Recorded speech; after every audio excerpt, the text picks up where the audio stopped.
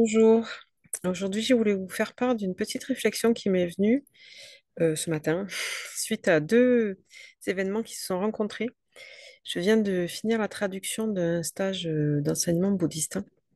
C'est une partie de mon travail. Je traduis le même enseignant allemand depuis presque 20 ans. Et j'adore parce que sa façon d'enseigner, en fait, il enseigne toujours la même chose, mais d'une façon toujours renouvelée, toujours différente. C'est super intéressant pour moi à faire. Il est manifesteur splénique de 4. Bref, c'est un ami en fait. Et la rencontre avec ma lecture du moment, une de mes lectures du moment, Walden par Henry David Thoreau, dans cette super belle édition dorée sur tranche, vraiment très jolie. Donc en anglais, en français, ça s'appelle Walden ou La vie dans les bois. Apparemment, il n'existe pas de vraie bonne traduction, mais il est quand même disponible en français.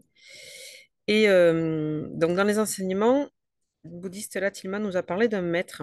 Alors apparemment, l'anecdote circule avec plusieurs maîtres différents dans plusieurs contextes différents. Moi, je l'ai entendu dans le contexte tibétain, mais apparemment, dans la même anecdote qui circule dans le contexte zen japonais. C'est en fait un enseignant, un disciple qui se séparent après avoir passé un certain temps ensemble, un temps assez long, assez dense. Et au moment de partir, le disciple demande à l'élève, pardon, le disciple demande au maître s'il n'a pas un dernier enseignement, un enseignement ultime en fait à lui communiquer. Et le maître dit, il hésite un peu, il dit, oh non, non, je vais pas lui dire ça. Et puis il s'en va, et puis il le rappelle. Il dit, ah, je sais pas, peut-être, non, mais laisse tomber. Finalement, non, je vais pas te dire. Et puis il repart. Et puis une troisième fois, il le rappelle, il lui dit, non, mais si finalement, voilà, je vais te donner mon enseignement ultime. Donc le disciple est là tout plein d'attentes. Il se dit, ah, qu'est-ce que ça va être cet enseignement ultime? Vraiment ce que j'ai attendu depuis longtemps. Et le maître se retourne et il lève sa tunique ou il baisse son pantalon, il est plutôt une tunique. Il lève sa tunique et lui montre ses fesses, ses fesses pleines de cornes et d'escarres qui montre qu'il passe tout son temps assis en fait, qu'il est vraiment dans l'insistance sur l'importance de la méditation, de fait de passer du temps assis en méditation et que c'est vraiment ça le cœur de son enseignement. Et c'est venu, cette idée-là est venue rencontrer la lecture que j'ai faite donc de Walden hier soir, un petit passage où en fait, ou avant-hier, peu importe, où Thoreau insiste vraiment sur le fait que dans la société moderne, alors Thoreau écrit à la fin du 19e siècle, pour resituer, c'est quelqu'un qui a choisi de quitter sa petite ville des États-Unis pour s'installer dans les bois. Alors en réalité, il était juste à côté de sa maison, il n'était pas vraiment isolé, puis qu'il recevait plein de gens, etc.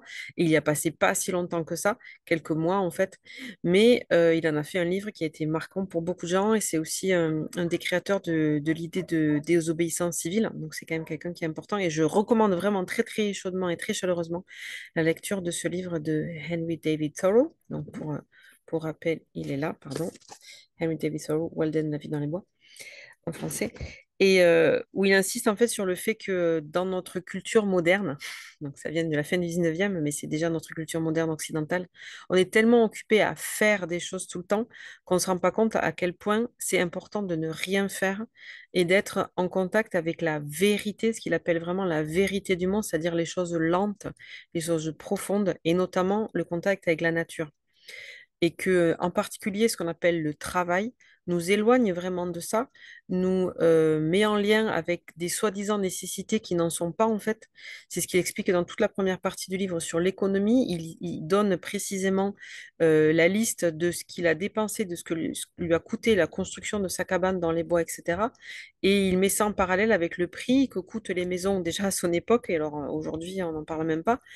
Et il insiste sur le fait que les gens qui s'achètent comme ça des maisons qui coûtent très cher, avec beaucoup d'éléments de confort, avec des grandes pièces, avec etc. Encore à l'époque, hein, éléments de confort, il n'y avait pas forcément les frigos et compagnie, tout ce qu'on a aujourd'hui, d'éléments en plus électroniques aujourd'hui, etc.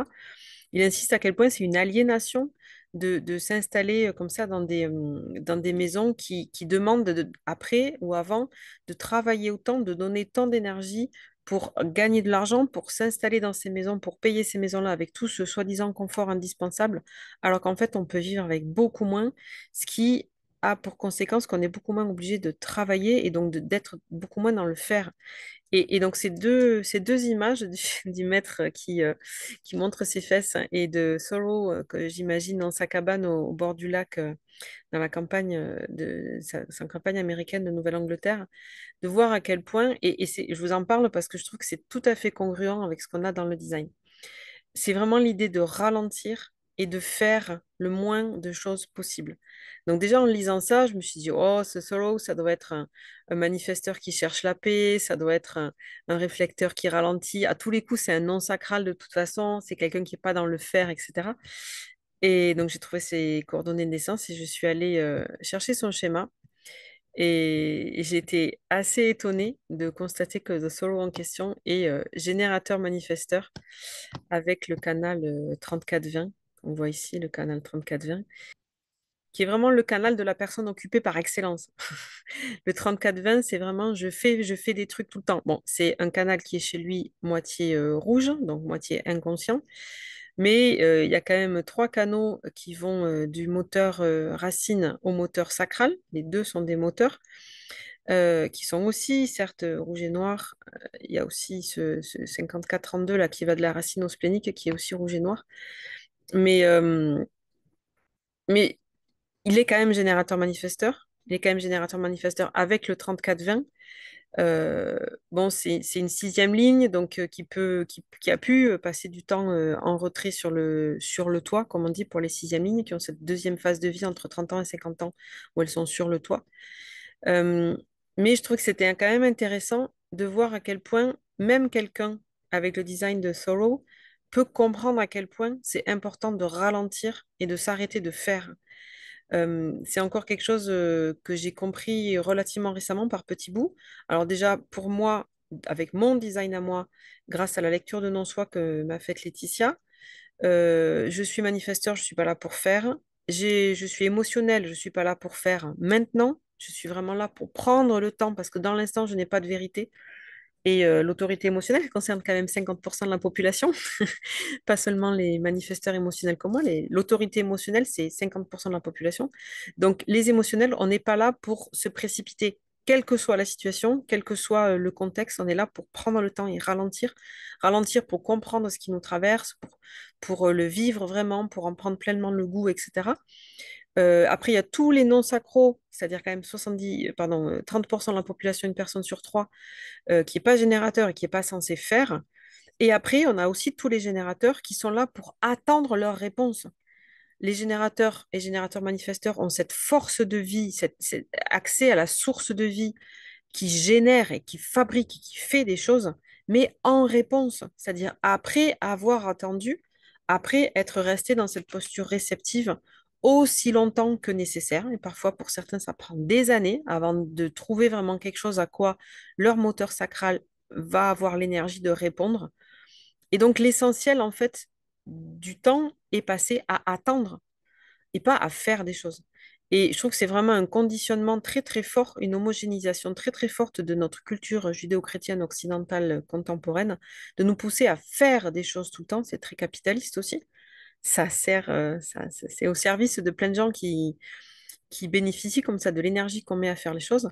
Alors qu'en fait, fondamentalement, l'écrasante majorité d'entre nous, si ce n'est tous, on est tous là pour faire en fait le moins possible et faire juste au bon moment, dans les bonnes situations, une fois qu'on a attendu la bonne invitation, qu'on a reçu la bonne invitation pour les projecteurs, qui peut attendre très longtemps. Une fois que notre cycle lunaire pour les réflecteurs nous a amené à la conclusion que oui, c'était juste de faire cette chose-là à ce moment-là. Pour les générateurs, qu'on a attendu suffisamment longtemps en réponse et que notre sacral a enfin répondu à quelque chose et qui s'implique enfin dans quelque chose. Et même pour les manifesteurs, le manifesteur, il n'est pas là pour faire tout le temps, c'est pas un générateur. Et quand il fait, il va pouvoir faire quelque chose de façon assez condensée, concentrée, et après, il va se reposer 80% du temps, en fait. Et même les manifesteurs plus rapides, que sont les manifesteurs spléniques ou les manifesteurs égaux, ils sont pas là non plus pour faire beaucoup, tout le temps, encore moins en réponse. Donc, en vrai, tous les types, hein, quel que soit le design, personne n'est là pour passer son temps à faire des choses. Et j'ai trouvé que c'était intéressant de le voir confirmer parce que pour moi, les enseignements bouddhistes sont vraiment en alignement complet avec ce que je vis dans le design. J'ai commencé par être bouddhiste avant de découvrir le design. Ça va faire maintenant 7 ans que j'essaie de vivre mon design au mieux. Et plus ça va, plus tout va pour moi vers dans le sens de ralentir et d'arrêter d'essayer de faire des choses tout le temps. Et je trouvais que c'était intéressant de voir à quel point c'était congruent avec ce qui était donc enseigné dans le Dharma, dans le bouddhisme et dans le design. Et donc avec aussi le message pardon, encore une fois, que Thoreau nous communique dans son livre Walden, dont je recommande encore une fois chaudement la lecture. Voilà, c'était ma petite pensée du jour. Donc, n'hésitez pas à ralentir, n'hésitez pas à attendre. Et on sait pas ce qu'on attend.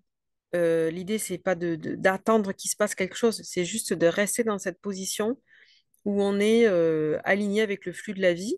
Il ne s'agit pas de s'empêcher d'agir, évidemment. Quand je me suis retrouvée récemment dans une situation où je m'empêchais d'agir pour des raisons mentales, c'était aussi très, très inconfortable. C'est pas du tout ça que je recommande. Simplement agir quand c'est vraiment le moment, en fait. Et ça, c'est vraiment la pratique et l'observation qui le permettent.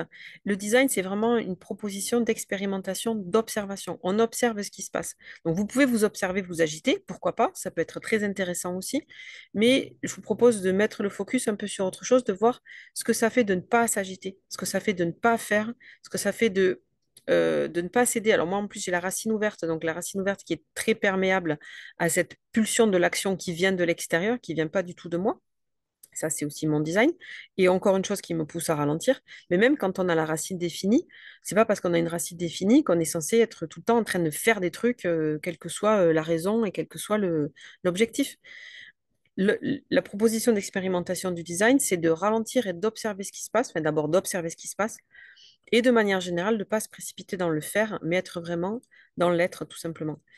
Euh, voilà, c'était le message que j'avais pour aujourd'hui et que je voulais vous communiquer aujourd'hui. Je vous souhaite une bonne fin d'été euh, à votre rythme, quel qu'il soit, et d'observer ce qui est juste pour vous et ce qui vous fait du bien. Vraiment, dans le corps, ce qui vous fait du bien. Voilà. Si ce qui vous fait du bien, c'est de faire 3 fois le tour du pâté de maison en courant, très bien, mais que ce soit vraiment quelque chose qui vienne de vous et pas quelque chose qu'on vous impose de l'extérieur. Donc vous vous imposez pour des raisons extérieures. Voilà, prenez soin de vous.